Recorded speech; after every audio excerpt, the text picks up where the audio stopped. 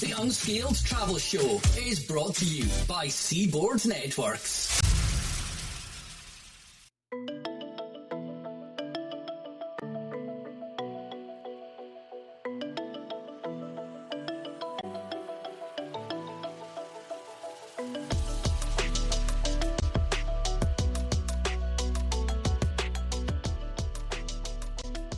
Hi, everyone. Welcome to the Unscaled Travel Show. I'm Jeremy Long, your host, here with my co-host and co-explorer, Amy. Hello. We are in gorgeous Las Vegas, Nevada, in the Diamondback Land Surveying Studios. We're so glad that you are with us today because we're going right to the source, right? We live and operate out of Las Vegas. And despite the naysayers, what they say, Vegas is still very much alive. It's still very much active. Very. And the best thing about Las Vegas, I think even today, is with all the whatever going on in the world, you can actually still find free or nearly free things to do in this city that's all about paying premiums and resort fees. Right. And all the other things that people have come to hate with a passion. Yeah. I understand. We feel the same way. I absolutely feel the same way, but there are still a number of free things to do. And we have classic ones that I think most people know about, and we'll get to those. But there's also alternatives to the well-known things that I think, because they are free, because I think a lot of casinos and places look at these things as like lost leads. They're just trying to get people in the door. They don't go out of their way necessarily to market these things. Right, I agree. Which is kind of backwards. I mean, that's why you have the lost leads, to get people in the doors, but you don't hear about them. A lot of the free things you just kind of stumble across, but there's really not much advertising for it at all. And if you even try to look it up, you kind of have to dig a little bit for it. Yeah, which kind of makes it a fun little secret. Like if you know, you know. Right. Like a little wink to the people, right? So the first one I think is probably the most well-known, and that's the Bellagio Fountains. Yeah. Now, the Bellagio Fountains are in every TV show and movie and everything that has anything to do with Vegas. They at least launch, have some sort of B-roll or something like some kind of shot of the fountains of Bellagio, right? So everyone knows about them. But the funny thing is, like, most people watch the show one time and they kind of move on thinking that it's just going to be a repeat of a repeat of a repeat. Right. Which is kind of like the furthest thing from the truth. They put a lot of effort and coordination and time into making almost every show unique. Yeah, I think they always have about 3 different programs that they rotate each night. So every time the show happens, it's a different song, a different fountain experience. Yep. So you could sit there for quite a bit and see something different than if the last time you saw the show. And if you were here 5 years ago and you're like, I saw them then, I mean, yes, it's still fountains, but it's going to be a little bit of a different experience now. And they mix in like different music too. Like one show will be, I don't know, Frank Sinatra. The next one will be Elvis. And then you'll have like pop music mixed in. A few years ago, I don't know if you remember, at the height of like the Game of Thrones just craze that was going on, they actually did like an AR, like almost like an augmented reality show with the fountains and a dragon coming up and everything. So you get all kinds of stuff, like special things too, if you pay attention to the timing and everything. So in reality, there's more than 1,200 individual water nozzles and roughly 4,800 lights that go into almost every single one of these shows. And I don't think people understand how big that lake is in front of Bellagio either. Big. I mean, it's like 8.5 acres. It's pretty big. I mean, I think if you've been to Vegas, you've seen it, but you've probably just either glanced or you stopped and saw a show. But it's much larger than you think. It's the whole thing here where people are like, oh, something's just a block away. A block here is a very far distance. That's a fatal mistake here. Oh, it's so close. I see the building right there. Yeah, no, it's 18 miles away. You need to bring some water. Right. But I think some of the jets can shoot water like 400 plus feet in the air. So it's really spectacular. And then I think the best viewing, a lot of people do it from the front, like looking at the Bellagio. Honestly, I like it flipped. If you're standing at the Bellagio and you have the real Eiffel Tower If you guys don't know, we have a real Eiffel Tower, not the one in Paris. We have the real one. But if you watch it from that way, I think you get so much more of the strip and the color and the what it is for Vegas right there. So, you know, you can still go there and it's still a classic one. Right from there, you can walk inside the Bellagio to their conservatory and botanical gardens. Botanical garden and conservatory, yeah. Now, this is a place that's amazing. We go down there. We try to go down there once a quarter and see the new look of it, because every couple of months with the seasons, they change out the entire look of the conservatory, and they make it come to life with like real flowers and just, they spend so many hours making this thing look just amazing. Yeah, it's incredible. I mean, for Christmas, they always have these extremely elaborate displays, and they'll incorporate like a train and just so many different things, but it does switch out, I want it 4 or 5 times a year. And so if you've been, you know, last year, you can come back and you're going to see something totally different. And like you said, we try to go several times a year so we can see them all. I just saw pictures of the new display and I want to go down there because it's, even though we're in summer, it looks like it's a big kind of almost spring theme. So there's giant flowers and birds, flowers made out of flowers, but it's just a really cool experience and something free, and it's probably going to be crowded most days. But you know, if you're in the area, staying in the hotel, you can wander down there. It may be a less crowded time. Yeah. Like early mornings and later nights, it thins out a little bit, but it is popular for a reason. They put so much detail into some of these. A couple of years we've gone down there and you're just like blown away. You're like reading the plaques, like how did they actually pull this off? They keep a team of botanical, I don't know, botanists and what are they called? Horticulture. There you go. I was way off. Horticulture. They keep them on staff doing this all year round.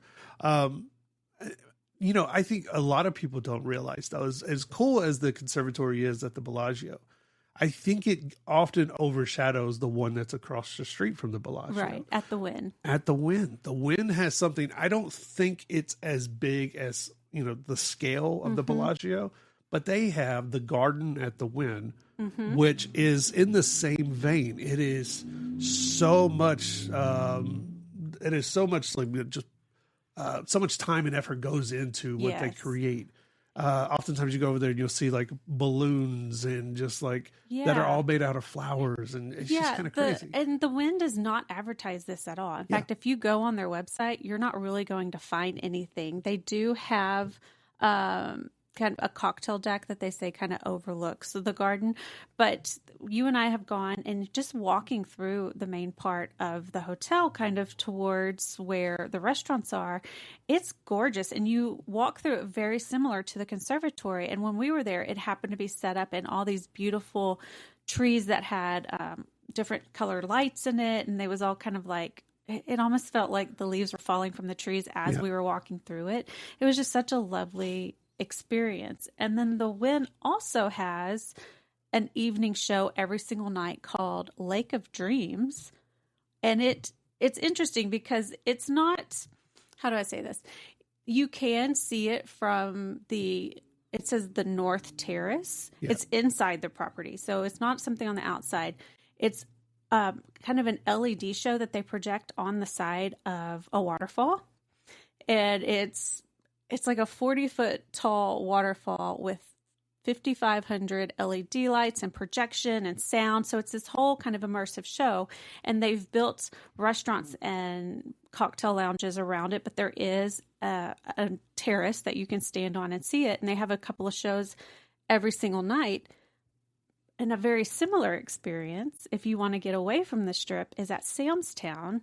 And it's called the Mystic Falls Park, and they do a projection show on their waterfall. And you and I went at Christmas time where they add in fake snow, and it's just such a fun experience to be part of. Like, you're in this park, there's this show being projected on this giant waterfall, and then fake snow's falling from the ceiling. It was really fun. Yeah, and Santa's there. Yeah, Santa's like you there. can go. He eyeballed me. He didn't want me. He saw me and he was like, "Ooh, you too big of a boy. I know what you want for Christmas." But like, you know, Santa's there. And it is important to remember that it's fake snow. Because I held my mouth open thinking, no, it's like ice. They're doing like one of those snow machines. It is indeed fake. And that's probably poisonous. But the shows at Wynn and at Sam's Town, I think they're either every hour or every half hour. And then during the holidays, they kind of alter their times to get more shows in. So, but these run nightly, every night of the week. I would just go on their websites if you're looking for their LED show. But each one is, I would say, if you like the fountains at Bellagio, but you feel like, I've seen them, what's something new, then head over to Wynn, check out their Lake of Dreams, or take a car over to Sam's Town and go walk through their Mystic Falls Park. Yeah. And I like how they've, over the last few years, they've updated and infused technology to all of this too. You mentioned the LED lights and a lot of the projection mapping that they do around Christmas time. Also, like at the Wynn, in the main atrium, they use AR, they use augmented reality as well. So you can scan it on your phone and look to your phone and see birds and different elements that, and see like different tropical scenes. And even kind of, in that same vein at the Wynn, near the Tower Suites, they actually have a hidden greenhouse that you can go visit. I didn't know this. Yeah. So like a lot of people don't, right? They don't put it on the website like you said about the same thing with the atrium. So it's just this just little tucked away little area. It just has, beautiful plants and water features and everything else. And it's just almost this fun little reprieve from the craziness, the craziness and the lights and the it sometimes could be a little overwhelming on the casino floor, even at super, super nice places like the Wynn. But these are just kind of little retreats that you can just walk through, or if you have little ones or anything like that kind of reminds you like, oh, this is what Vegas would look like with trees and water. Well, and another one I love, and most people probably know this one, is the wildlife habitat at the Flamingo. That does actually have flamingos in it, but it has other animals. It has koi fish and turtles and some other birds. But if you walk through it, there is also a little restaurant out there, or like the patio of the restaurant's out there. But then there's also kind of just like a grassy area. And I think they also have a little gazebo where they host wedding ceremonies. They get married out there. They have all kinds of fun. We've seen it when they were, I think, setting up for weddings before. And you're like, I never thought to get married amongst the flamingos in Vegas. I mean, if you're going to do it, I mean, people have done the whole Elvis thing to death. Get married with the flamingos. Not to the flamingos, but like with them surrounding you and amongst everything. them. There you go. That was the word. Keep it right here. Unscaled Travel Show. We'll be right back.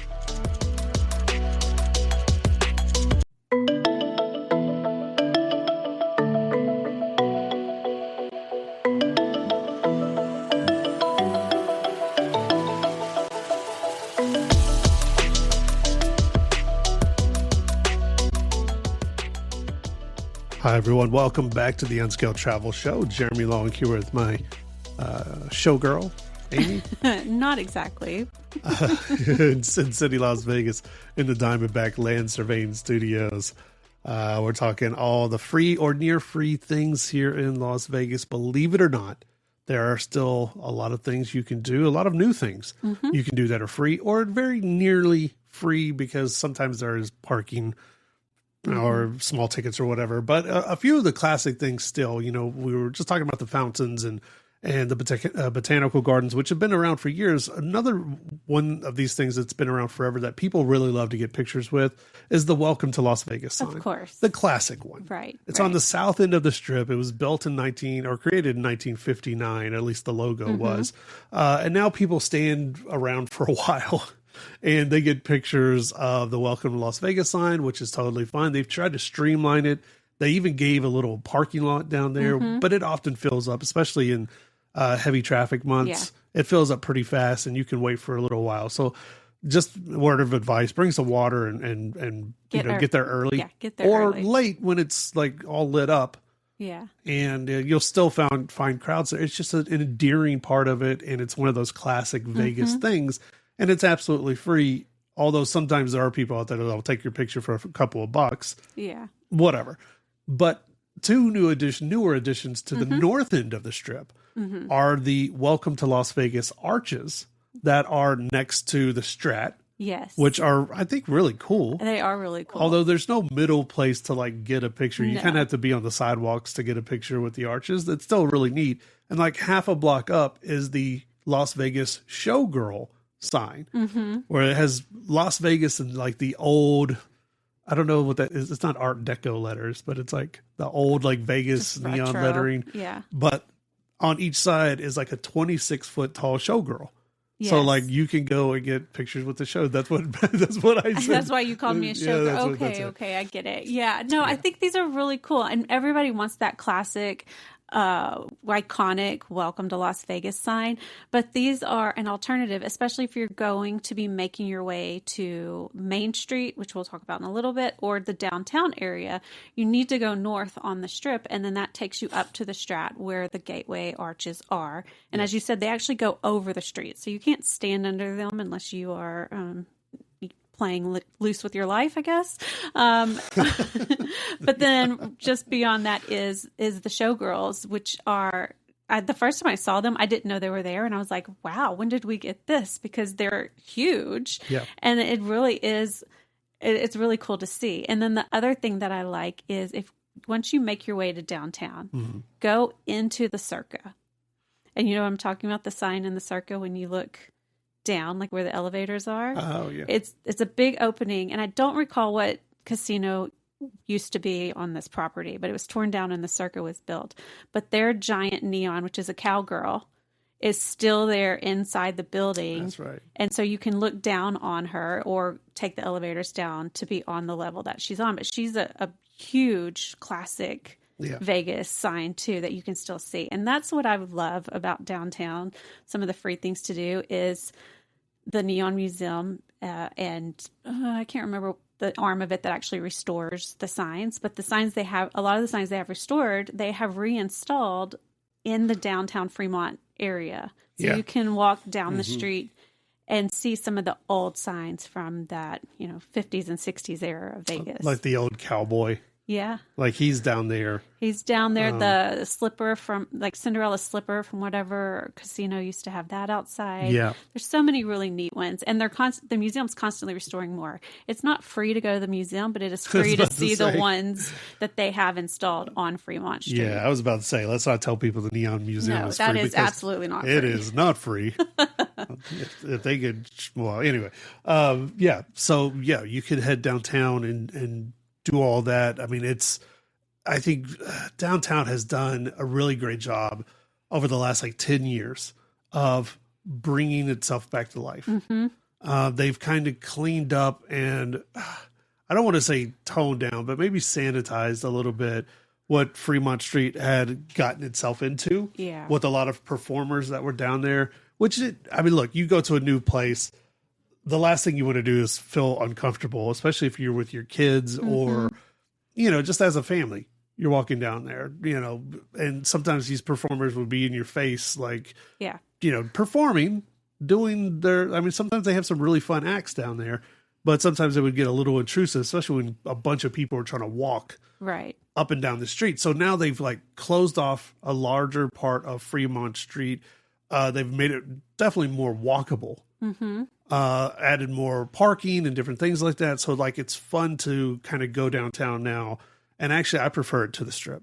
Yeah. Almost 9 times out of 10, I prefer it to the Strip. Well, one of the things that you can get on Fremont that you can't get on the Strip is free concerts. They have added little stages throughout the covered area and then even a larger stage and kind of grassy area just like a block away that's almost nightly somebody's playing on one or multiple of these stages. So as you walk, you're going to hear different concerts. And sometimes they're fairly well-known names who are just down there having fun, just playing for the people walking up and down Fremont. And then the other aspect you were alluding to, more the buskers, they have done quite a bit there to contain them in a certain area. And they actually have kind of roped off little areas that they can't leave. So they are in their spot And it's not just buskers, though. There's people out there selling like artwork, things that they have made. So it's all kinds of interesting characters, I would say, if you go down there. But walking up and down Fremont at night is really cool because they have that whole covering, which is now the LED shows that they put on. And underneath that, you can watch people ziplining across Fremont. So that in itself is a show, I would say. Yeah. And nightly, I think every hour on the hour, they'd still do the canopy light shows. So they do an LED and laser light show set to different music by different artists. Every show is different, kind of like the Bellagio Fountains. But they just redid the canopy. It was a huge transformation. They spent tens of millions of dollars upgrading this thing. And it's like the largest LED canopy in the world. And I think it has something close to 50 million LED lights that they project shows, or not project, but like have shows on set to music and everything. So like, it's really neat. At the top of every hour, I think in the summertime, it goes from like 6 o'clock on until midnight or 1 a.m. You'll just see randomly everyone stop and start looking up. Yeah. And it's kind of crazy because then, like you said, also zipliners are going over. Yeah. So, which I have done. Also not free, but I have done that. And there's 2 different ways to zipline if you're interested. You can sit or you can lay down. Yeah. I did not lay down. Well, I mean, you're just sitting there and you're watching Katy Perry, do it and listening to her. And then some guy swings by and he's like, oh my God, and you're just like, I don't know, what's even happening here. It's a trippy experience. Yeah. It's fun though. But Fremont, the Fremont Street, they kind of combined everything and created, it's actually called the Fremont Street Experience. And you were mentioning the concerts, which is a part of their free concert series that they do, well, every summer, at least for the last like 10 years or so. And you mentioned the artists, like these aren't just like local bands, and no offense to like little local bands, but these are major headliners that come down there and they attract tens of thousands of people. And like, sometimes you'll go down there and it's just packed. It is. Yeah. Shoulder to shoulder people, like headlining names down there. But during festival time as well, they have different acts on all these different stages. Yeah. And it's just like this really cool experience to just go park. You pay for parking, but you can just walk, and every half block or so, you're getting a new concert. Yeah, it's really and cool. A new experience. And so it's like really fun to see, and just with the backdrop of the street performers and everything else, just a couple of blocks away from there. And also what's beautiful about the art district in downtown, this whole little area, they have a free shuttle. Yes, that'll take you around. Love it. Download the app to see where the shuttle is. It's free to ride, I think, from sunup to sundown or a little bit later in the summertime. It makes a loop around this whole area in the Arts District, which it'll take you to all kinds of different places downtown. And, you don't have to move your car around from place to place, right? One of our favorite places to go and just kind of window shop and things is the downtown container park. Yeah. It's free to enter. This is something that they built a few years ago. It's free to enter. You don't necessarily have to buy anything, but they do have little restaurants, little ice cream stands, little, They have a big jungle gym in the middle for kids to play on. And they also have their own stage where they'll have live music. So people will bring blankets out. You'll see them sitting on the grass, or at least the artificial turf. Yeah, I think in the summer they do movies out there every weekend. Movies, I know there's a group of people that go out there, and I think they might have started charging, but every Saturday morning there were people out there having group yoga in the container park. So it's just kind of a fun place to hang out. But one of the neat experiences is watching the praying mantis sculpture in the evening. There's a huge, 40-foot tall scrap iron. It's very artistic. It's very cool looking, but it's a praying mantis, if that's not cool enough. But in the evening time, it actually lights up and starts blowing fire. Yeah. I don't know how often it does. Maybe every 30 minutes. Yeah, 20 to 30 minutes or something like that. But we've been down there. We've brought people down there just for that. Yeah. And people are just like, wow. But I think it's really neat that the sculpture was created for Burning Man several years ago. And then afterwards they were like, what are we going to do with this? And Vegas is like, we'll take it.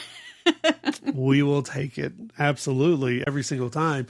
And also, like, if you're down there in the daytime in this general area, the amount of art, street art, murals, everything else like that has popped up over the last decade, right? Because of community activism and things like that have been just put on display. Like every side of a building has become this beautiful canvas that these local artists have just transformed into just beautiful pieces of art. We spent one whole weekend down there just trying to take pictures, and we still didn't capture everything. We didn't get to everything. It's like every building, the public sides of it are covered in a new mural. So, and as you're walking, you just see another and another. So you could spend days down there just finding new pieces of art. It's really cool. And if you want a taste of old Vegas, and this is where the near free goes, you could go to the El Cortez, one of our original casinos that opened in 1941. So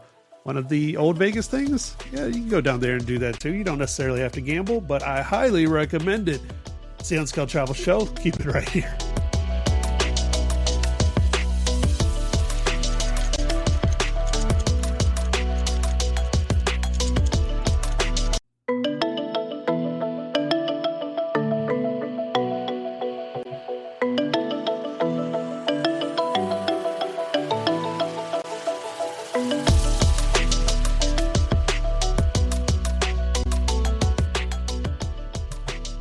Hi, everyone. Welcome back to the Unscaled Travel Show. Jeremy Long here with my co-explorer, Amy. Hello. We are in Sin City, Las Vegas in the Diamondback Lancervane Studios. Check us out online for all of our past episodes and interviews, unscaledtravelshow.com.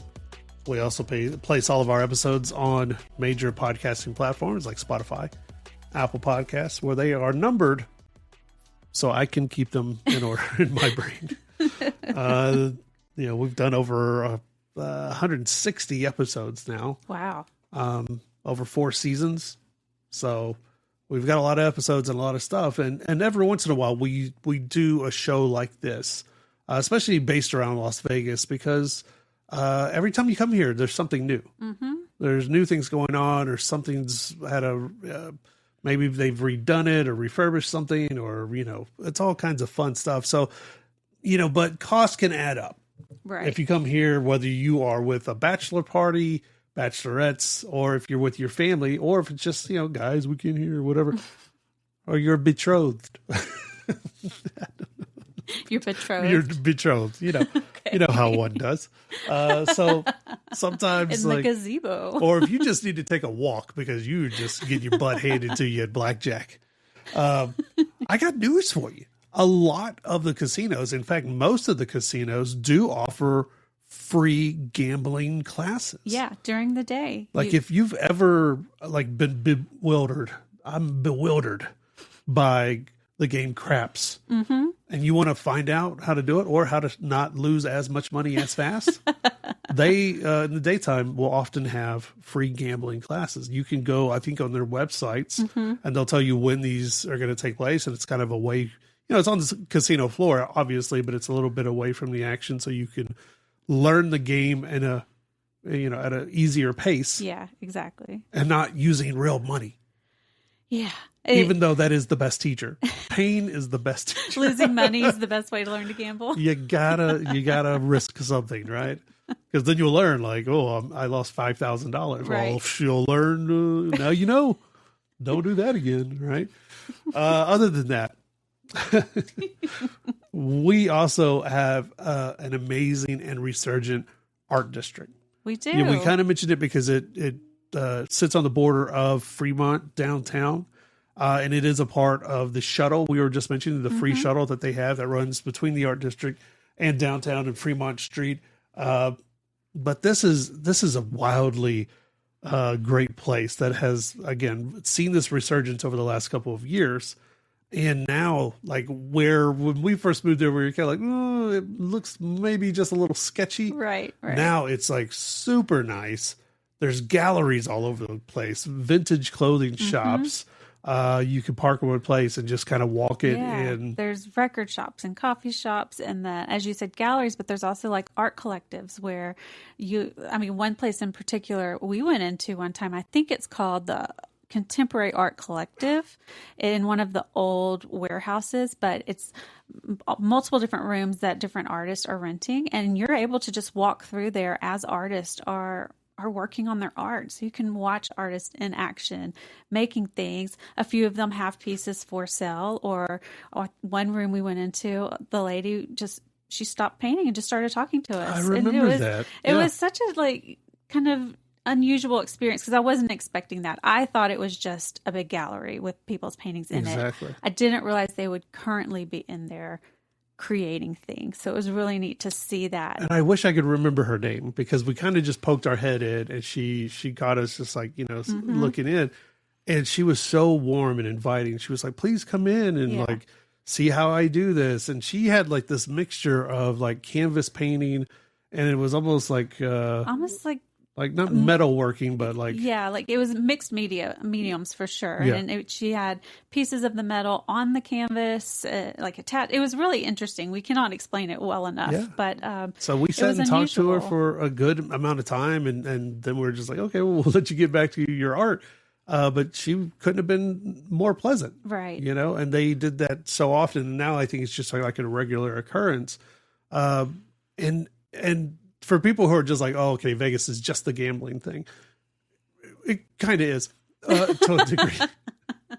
But also, we just got our very own standalone fine art museum. Right, yeah. And in the next 2 years, a 90,000 square foot fine art gallery is going to be opening here in the city. Oh, wow. It's going to be, and they're working with the LA fine art community, and also I think some other ones back east, maybe New York or something like that. But it's going to be something spectacular. Yeah. You already know. It will be. I think a lot of the casinos and properties have their own art collections. You and I have gone into the art gallery at the Bellagio, and they rotate exhibits. So it's a rotating gallery. We've been in there a few times. It's not free, but it wasn't too costly from what I remember. I thought it was like $10 or something like that. It was fairly inexpensive, and it was a decent size gallery. But a lot of the properties will just have pieces of art or sculptures just out and about in the space. And I'm really looking forward to Hard Rock coming back, because that was always one of my favorite ones, with all the rock memorabilia in there, just out in the casino, the lobby, just around the property. I love looking at that. So I'm excited for it to come back, because it is another free thing to do. Which was a favorite for a lot of people, especially at the old Hard Rock. You would see them. I mean, I think they did, now don't quote me, I think they sometimes did tours where they had people come in and come and talk about all the different things. I don't know if they continued that or whatever, but hopefully they bring that back. I would love to have just a tour every once in a while of just here's Michael Jackson's this from whatever, or here's the Beatles this, that would be they have some amazing pieces, and some of these that are just, I mean, you can't find anywhere else in the world, which I think is spectacular. So you have the art district and all of that. They also, in that same area, I think it's once a month, but they have a First Friday art walk, basically. That's free to attend. On the first Friday of the month.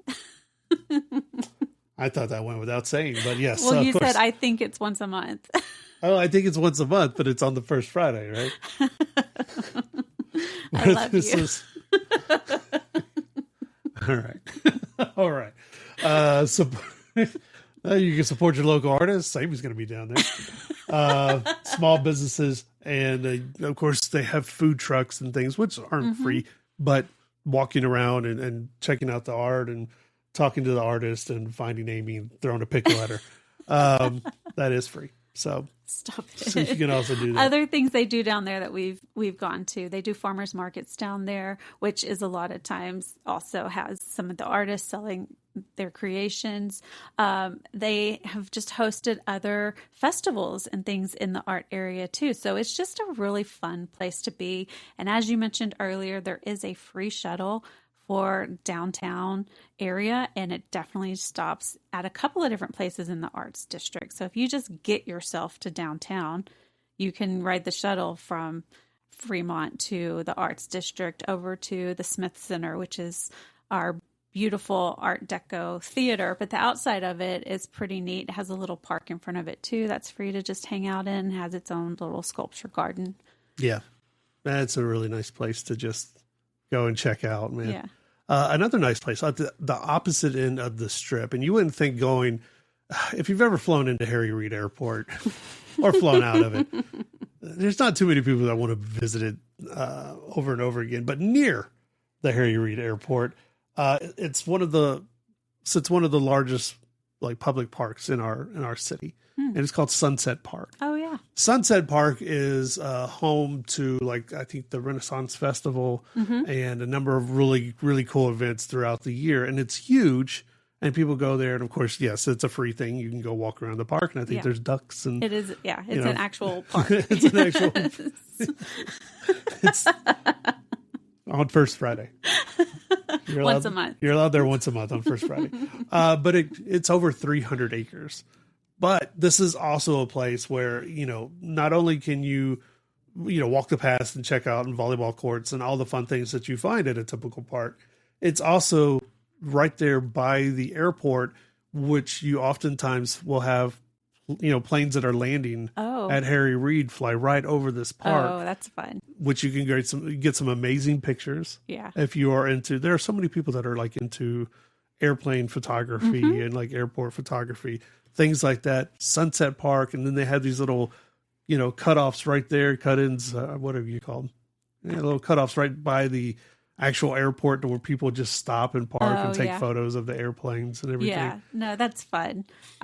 We've stopped not at the park, but kind of in that area when some of the planes are coming in, and it's super low you get the strip in the background and the planes coming in, because what a lot of people don't realize, the airport is right by the strip. Yeah. It's super close. So you can get some really cool photos of planes landing or taking off with, the Vegas Strip and the mountains in the background.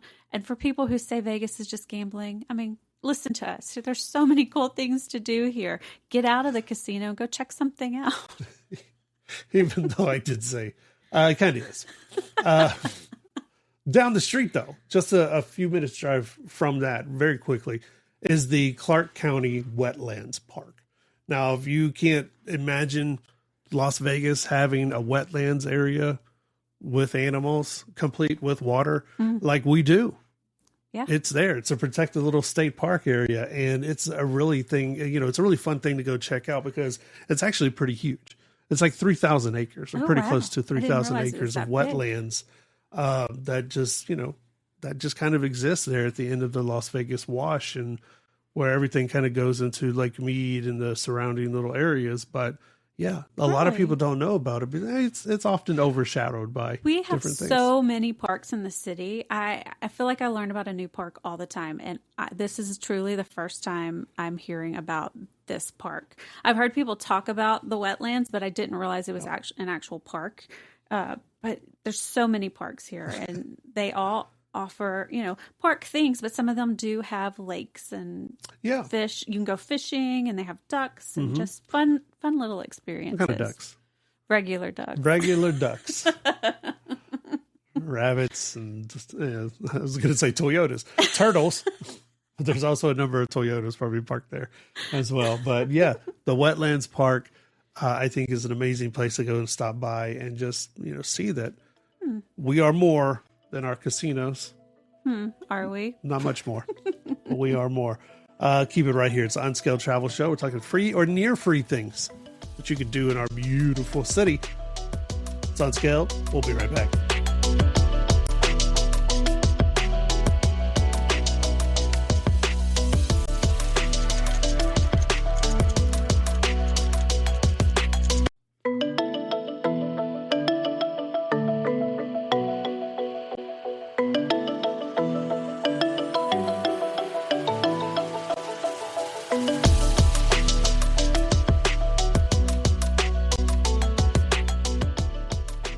Hi, everyone. Welcome back to the show. Jeremy here with Amy. Hello. Mm-hmm. We're in Sin City, Las Vegas, talking about all the free or near free things you can do. I really do enjoy that, as expensive as Vegas has gotten over the years, and there's no arguing that. We concede. It's gotten a little out of hand. Mm-hmm. There are still wonderful free things you can do with your family here. Right. And one of the most popular things in the city, and it's often been named the best free attraction in Las Vegas a number of years by like USA Today and a number of different national media outlets, is over at the Silverton Casino. Now, Silverton Casino is kind of a pseudo like locals / tourist casino because it's off the strip. It's actually a few minutes away from the main strip.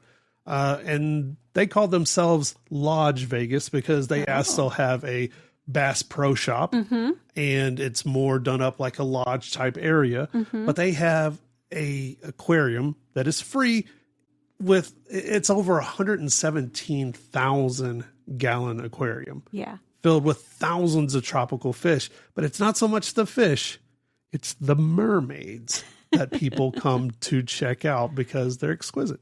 They are. It's really fun. So I would say in the main part of the hotel before you get to the Bass Pro Shop, which is right there, like it's part of the property. Yeah. But right in front of Bass Pro Shop is this giant tank, and they have stingrays in there and various other fish. And then almost daily, I think it's like Thursday through Sunday, and then certain times of the year they do it maybe a little more often, but they have live mermaids. Yes, you heard that. Live mermaids that get into the tank and put on shows for you. And it's really neat. And they're interacting with the fish and the stingrays.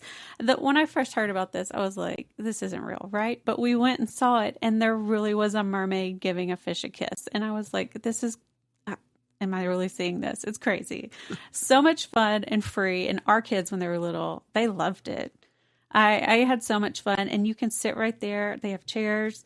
There's a little lounge next to it, and you can just sit and have a drink and watch the mermaids play with the fish. Or if the mermaids aren't there, they do daily feedings for stingrays, and even the guys that get in and just kind of clean the tank. That's a fun little show to watch too.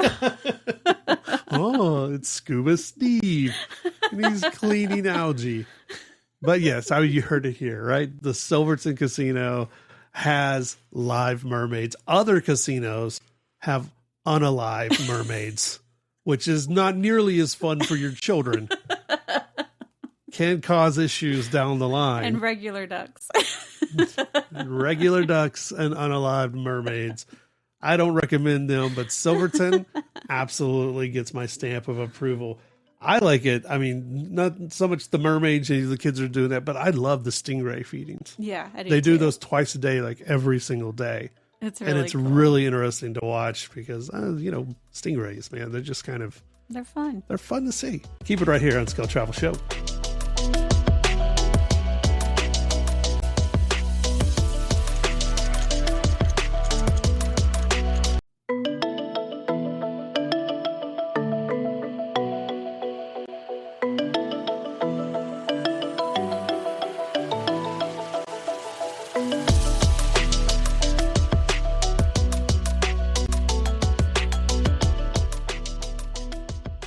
Hi, everyone. Welcome back to the show. Jeremy Long here with my co-explorer, Amy. Hello.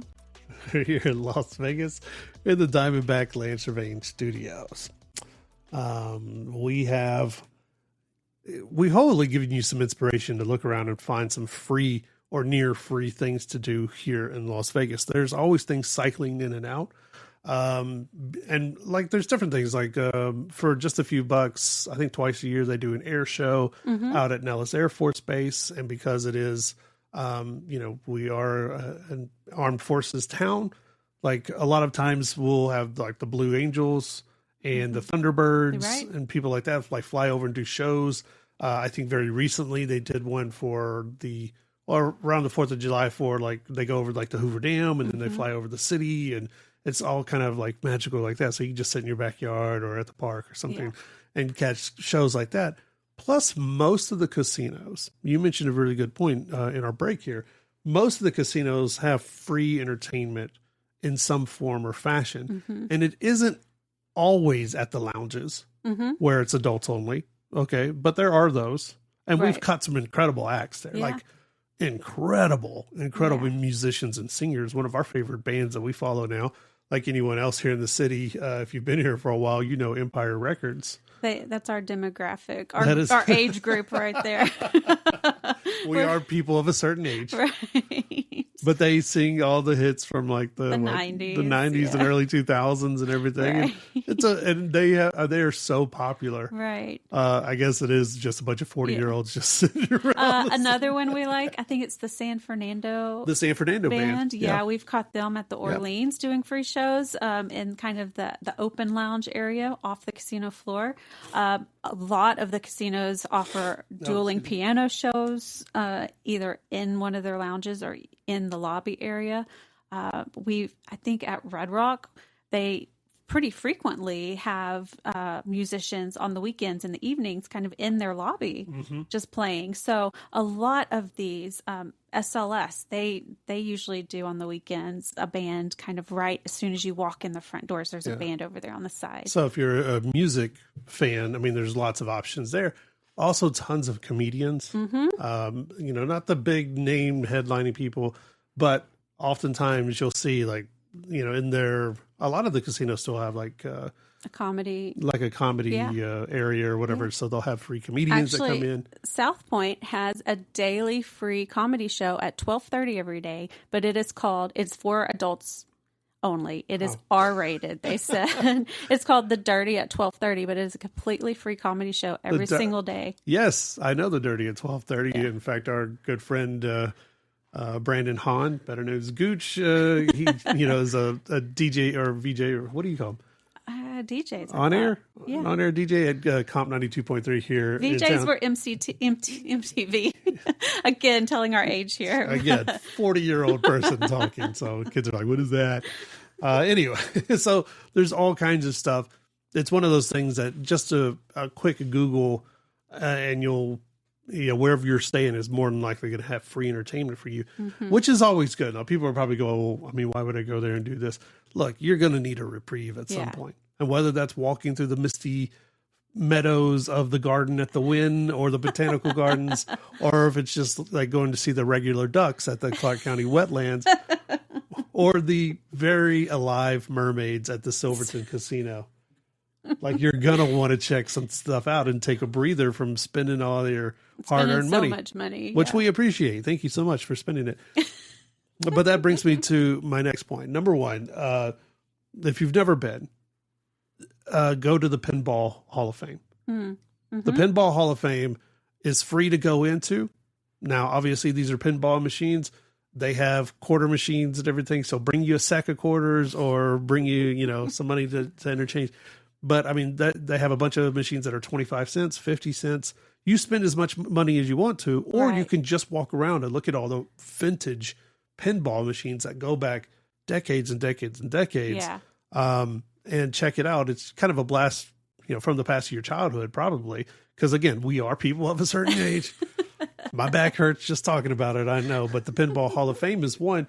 But people often underestimate how many state parks are in and around our city. We mentioned the Clark County Wetlands Park, but it also leads into, there's Spring Mountain Ranch State Park, which is beautiful. It's right by Red Rocks Park. So if people have been there and they've done the scenic drive, if you just continue to drive past Red Rocks, just on the other side of it is Spring Mountain Ranch State Park. It is a small entry fee. Just a few dollars to get in, but it is another lovely park. In the summers, they do have what they call their summer series. They put on plays out there, super summer series. There is a higher price to get in for those actual theaters, but other than that, it's just a really cool state park. That's it's shows the lives of early pioneering in this area too. And that's what a lot of our state parks are about, is preserving kind of what this area was about at a different point in time. And so this one is about the early pioneering time. on the other side of the city near us is 2 state parks very close to us. Yeah. One is brand new. It's one of the newest state parks in the whole state, and it's Ice Fossil State Park. And you and I just went there for the first time. Yeah. And it's just, I mean, it's like $3 to get in. And it's from this immediate area, which is really fascinating because right out back on this now state protected land that they are developing houses everywhere. And so the state moved pretty quickly to get this stuff protected because this is where they actually found and continue to find things from like the woolly mammoth and these, you know, extinct tigers and horses that used to populate the Las Vegas Valley tens of thousands and some of these things millions of years ago. And so, you know, they've kind of got it all situated. There's trails out there that you can walk. There's active archaeological sites and their digs that are out there on the property. You can still see the rangers go out there. And I think at different times throughout the year, you just have to check the schedule. Sometimes they actually have people that are doing active digs out there, or they're opening up a new piece of land, which is just crazy because this is like the newest state park. Yeah. And it's right in the middle of all these neighborhoods and everything at the edge of the city. Well, what used to be the edge of the city now is turning into this just wonderful thing. I never, until a couple years ago, you and I, we took the kids finally to the Las Vegas Natural History Museum. And we talked about it before on the show, but like I had never actually met an archaeologist in real life, like in the wild. Or a paleontologist. Either. And like we met them. Right. Like they have them. I know. Like they're, you know, it was really, we talk about live mermaids at the Silverton. The Las Vegas Natural History Museum has live paleontologists and archaeologists like that work there. And they're just like in a room that you can go in and talk to them. It's not just on TV or in a movie. It was really neat. Yeah. It was so cool. And to know that like they go from there to the Ice Fossil State Park, and a lot of the things you see at the Ice Fossil State Park were, you know, handled and done at the Natural History Museum, and also in part with like UNLV and UNR and the local colleges and stuff. It's just amazing to me. It's really neat. The museum actually in Ice Fossil State Park isn't that big, but to me it was really cool because it's all stuff that they've actually found in that area. So everything you see in the museum was discovered in this immediate area. You're not seeing something from the other side of the world or even from a different state. It is all things they have found right there. So it's really neat to see what Las Vegas was. Well, it's kind of sad. What Las Vegas was built on. Okay. It's kind of sad. You'll go there, you'll cry. You mentioned Red Rock Scenic Drive. And just going back to that real quick, if you want to go to Red Rock Scenic Drive, that's a low cost option. Because I think it's like $13. But that's for the car. Yeah. So if you have the family or with you, you guys got a rental car or whatever, $13, and there's all kinds of trails. I think there's like 13 or 14 different trails. It's an all day thing, right? Or if you just want to take the scenic drive, it's a 13-mile loop, and it's absolutely gorgeous. It's and really neat. Highly recommend it, and it's pretty low dollar for that. The other one you mentioned up in the northwest part of the city is, I think, one of the city's oldest state parks, and that is Floyd Lamb State Park.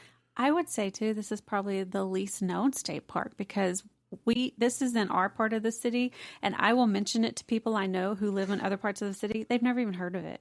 They have no idea it's up here. Yeah. But it's a really neat park. It used to be a ranch, a working ranch back in, I don't know. I think 50s, the 60s. early 1900s. Oh, all the way back then. Yes. Yeah. And then they've preserved the ranch, but there's also lakes out there. You can go fishing. There's all kinds of trails. It's just a really, you do not feel like you were in Vegas at all. And they have a farmer's market out there once or twice a month. They host events out there. It's just a really neat thing. And all you pay is your vehicle entry into the park. Which is like $5 or $6. Yeah. And you can hang out because it's a state park. They also have picnic tables and grills. And it's just, we've gone out there just to kind of take a break from the Vegas heat because there's lots of trees and, like I said, lakes and places to just sit and relax. It's super nice out there. People do a lot of fishing. out there. I think it's one of the few places you don't have to have a fishing license to do it. But there are geese that walk around, gooses, and sometimes, not often, but sometimes they're not in the best mood. But most of the time they're chill. They're used to people. So like they're chill. You can bring your pets as long as they're well behaved and on a leash, that kind of stuff. And they do a farmer's market, I think you mentioned. They have a bunny rescue out there. They do. They have a bunny rescue. They used to have horses that you could pay to go on rides on, but they have at this point stopped. I think stopped doing that. Like public rides, but it was a working ranch for a long time. And people who have horses in the area do come up there to still ride their horses around the park. And I think at one point, it was actually a divorce ranch. It was, yes. Yeah. When yes, it was. As Las Vegas got famous for, or Nevada got famous for passing the law, getting a quickie divorce, like a 6-week divorce back in the day. This was one of the places that you could come and establish residency, stay there for a few weeks, get your divorce, go back to sinning on the other side of the Well, there you go. You had to put in some history in the show somewhere. I had to put it in there, but you know what? Lots of fun. And even in that same vicinity, you can look up in the Gilchrist Orchard. Yep. And I think the farm. The farm buddies. Farm buddies. Yep. Check those out. Those are low cost options. Great for photos with the family during the right time of the year as well, or seeing some animals. So we hope you like the show. It's all free. Unscaled Travel Show. See you guys next time.